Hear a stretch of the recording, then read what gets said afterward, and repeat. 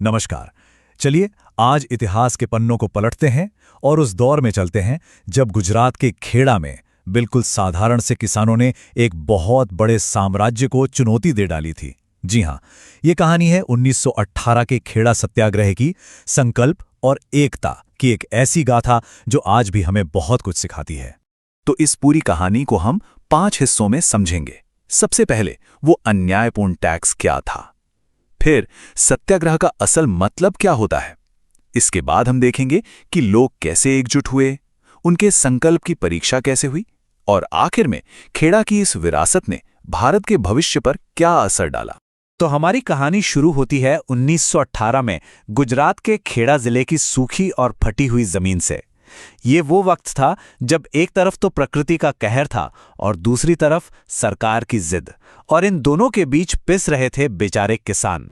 अब सवाल ये उठता है कि जब कोई कानून ही अन्याय से भरा हो तो क्या होता है। देखिए, ये सिर्फ एक सवाल नहीं था, ये उस वक्त खेड़ा के हर किसान के दिल से निकली एक चीख थी। जरा सोचिए, फसलें पूरी तरह बर्बाद हो चुकी हैं, घर में अनाज का एक दाना नहीं है और ऊपर से सरकार कहती है टैक्स तो पूरा देना पड़ेगा। तो एक आम इंसान आखिर करे तो क्या करे। देखिए, ये संकट कैसे धीरे धीरे बढ़ा। साल की शुरुआत में ही जबरदस्त अकाल पड़ा जिसने सारी फसलों को निगल लिया।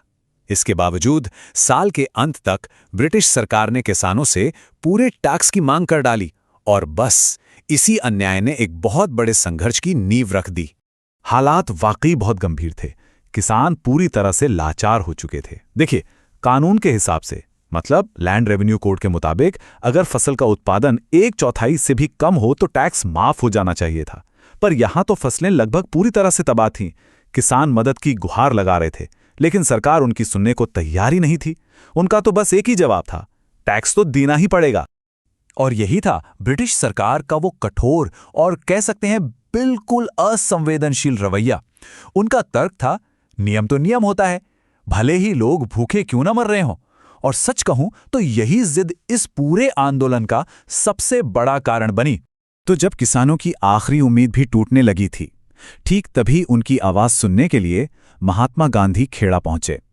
और पता है, वो अपने साथ संघर्ष का एक ऐसा हथियार लाए जिसने भारत के इतिहास को हमेशा हमेशा के लिए बदल दिया, सत्याग्रह। तो ये सत्याग्रह आखिर है क्या चीज? देखिए, ये शब्द 2 हिस्सों से बना है, सत्य और आग्रह। मतलब सत्य के लिए आग्रह करना या उस पर टिके रहना।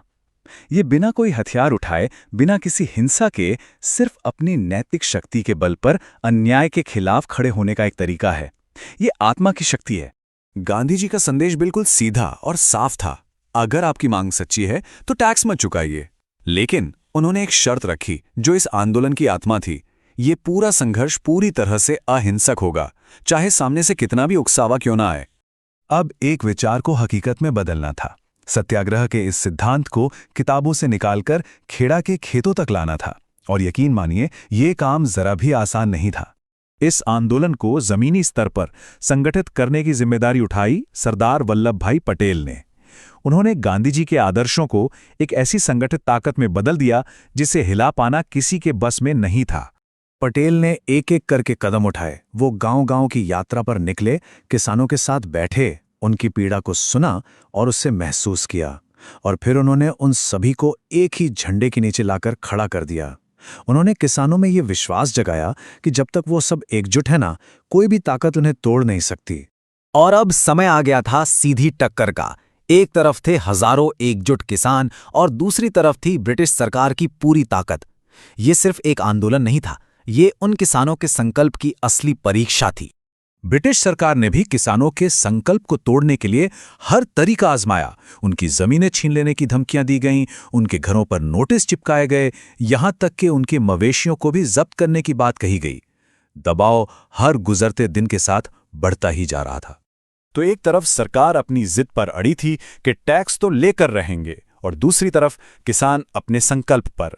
खेड़ा के हर गांव से बस एक ही आवाज गूंज रही थी, हम टैक्स नहीं देंगे। और फिर वो ऐतिहासिक पल आया।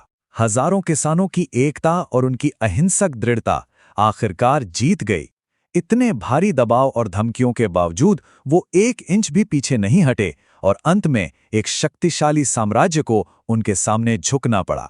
सरकार ने उस साल के लिए टैक्स वसूली को रोक दिया और जो सबसे ज्यादा गरीब किसान थे उनका टैक्स तो पूरी तरह से माफ कर दिया गया। ये सिर्फ कुछ पैसों की बात नहीं थी, ये खेड़ा के लोगों की और सही मायनों में पूरे भारत की एक बहुत बड़ी नैतिक जीत थी। तो इस जीत का असल मतलब क्या था? खेड़ा सत्याग्रह का असर सिर्फ उस एक साल के टैक्स तक ही सीमित नहीं था। नहीं, इसने भारत के स्वतंत्रता संग्राम की दिशा तय करने में एक बहुत बहुत बड़ी भूमिका निभाई। इस एक आंदोलन ने कई बड़े काम कर दिए। पहला तो ये कि इसने गांधी जी को भारत के आम लोगों के सबसे बड़े नेता के रूप में स्थापित कर दिया। दूसरा, इसने देश को सरदार पटेल जैसा एक महान संगठन करता दिया। और सबसे जरूरी बात, इसने ये साबित कर दिया कि अहिंसा की ताकत किसी भी साम्राज्य को झुका सकती है। ये आंदोलन आगे चलकर भारत के स्वतंत्रता संग्राम की रीढ़ की हड्डी बन गया। खेड़ा की कहानी हमें एक बहुत ही सरल लेकिन शक्तिशाली सच याद दिलाती है कि जब लोग अन्याय के खिलाफ एक साथ, एक संकल्प के साथ खड़े हो जाते हैं तो वो इतिहास का रुख भी बदल सकते हैं।